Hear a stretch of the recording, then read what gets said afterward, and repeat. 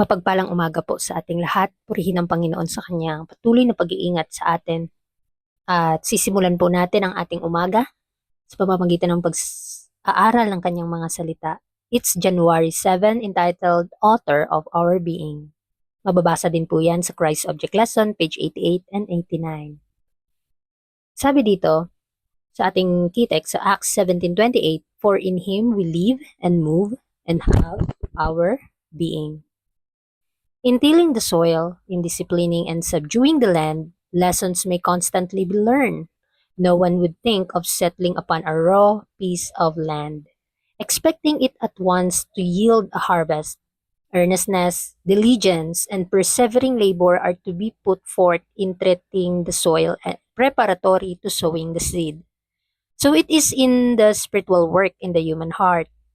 Those who would be benefited by the tilling the soil must go forth with the word of God in their hearts. They will then find the fallow ground of the heart broken by the softening, subduing influence of the Holy Spirit.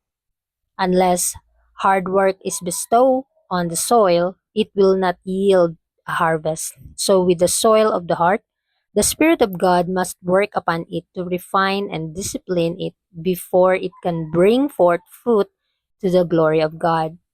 So, may halin tulad natin ang pagkilos ng banal na espiritu gaya ng pagtatanim at pagsasaka ng lupa sa pagdidisiplina nito at pagpapasakop sa lupaing ito. May mga aral tayong mapupulot nito mga kapatid sa pagsisipag natin sa pag-aaruga ng isang halaman, ganun din kung papaano inaaruga ng ating Panginoon yung ating sarili, ang ating kaluluwa mga kapatid. Kaya sa ating pag-aaral ngayon, isipin nating mabuti na gaano minamahal ng Panginoon ang tao. Yaong nais makinabang sa pagtatanim sa lupa ng puso ay dapat lumabas na may salita ng Diyos sa kanilang mga puso. So tinataniman po ng ating Panginoon ng salita niya ang ating mga puso. Sa gayon matutuntun nila o natin ang walang ani at matigas na lupa ng puso na nababasag ng banayad at mapanupil na impluensya ng banal na espiritu. Kaya kahit gaano ito katigas ang puso ng tao, kapag ito ay nahipo na ng banal na espiritu ng Diyos, ay talagang mag-work ito. At ito'y lalambot. At ito'y susunod sa kalooban ng Panginoon. Kaya wag po tayong humatol kung gaano kasama ang isang tao. Kahit gaano katigas ang ulo ng tao, kapag ang Panginoon yung kikilos sa buhay niya, ay walang imposibleng siya ay talagang magbabago. The soil will not produce its riches when worked by impulse. It needs thoughtful daily attention. It must be plowed often and deep with a view to keeping out the weeds that take nourishment from the good seed planted. Thus, those who plow and sow prepare for the harvest. None need stand in the field amid the sad wreck of their hopes. So, kung makikita natin kung gaano tumutubo ang mga halaman sa lupa. At kapag ito ay hindi nagbubunga ng yaman nito, kung ito'y gagawin lamang yung padalos-dalos o ayon sa kung ano ang nararamdaman. Kaya sa ating paggawa ay kailangang may pananampalataya. Hindi yung parang gumagawa ka lang na walang kwenta. So, kailangan natin na maingat at araw-araw na pangangalaga. Kaya gaano inaalagaan tayo ng Panginoon sa araw-araw. Hindi lang araw-araw mga kapatid, kundi oras-oras sa ating buhay. Kada hininga natin ay kanyang tayong pinagpapala. Tayo ay pag-aari ng Panginoon. At kailangan tayo ay gumawa para sa Kanya. At kung gaano niya tayo inihahanda para sa Kanyang ikalawang pagparito, nawa tayo din ay maghanda sa ating mismong patutunguhan. So sa ganitong paraan, ang mga nag-aararo at nagtatanim ay naghahanda para sa anihan. Gayon din tayo.